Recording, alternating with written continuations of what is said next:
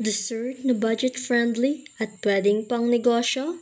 Tara, gawin na natin ang cocoa tart at cocoa macaroons. Una muna natin gawin ang dough tart. Maglagay ng 1/4 cup of butter or margarine, 1 tablespoon of sugar, and 1/4 teaspoon of salt. Mix at palambutin ng butter or margarine. Sunod ang 1 1/2 cup na harina, sifted na. Haluin ulit. Lagyan ng 1 1/2 tablespoon of cold water at isang pirasong itlog. Haluin ng mabuti or pwedeng imasa at least 5 minutes. Pagkatapos ay palamigin ito or ilagay sa chiller for at least 30 minutes. Sunod naman natin gawin ang macaroons. Maglagay ng 1/2 cup flour, 1/2 teaspoon salt, 1/2 cup milk powder, at haluin ito. Sunod namang ilalagay ang 2 1/2 cup grated coconut or pwede din ang desiccated coconut. Or pwede din yung grated coconut na pinigaan na. 1 can condensed milk, 1/2 cup margarine. Dito naman ay pwedeng melted or pwede ding hindi na. At 2 pieces of egg.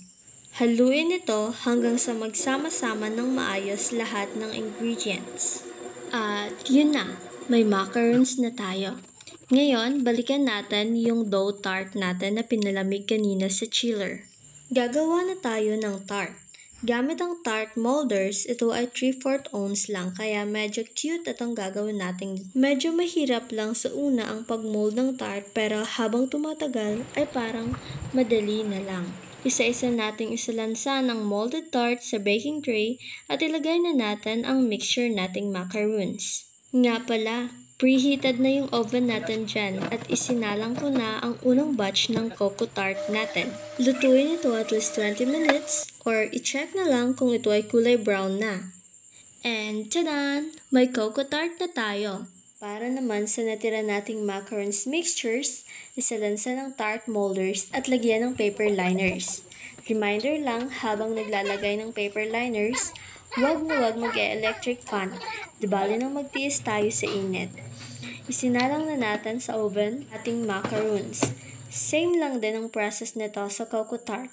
Hanguin na lang kung ito ay kulay brown na. Palamigin lang ang mga ito at ready na for packaging. Sana nagustuhan yung video ito. Huwag kalimutang mag-like, follow, and share. At salamat sa pakikinig at panonood.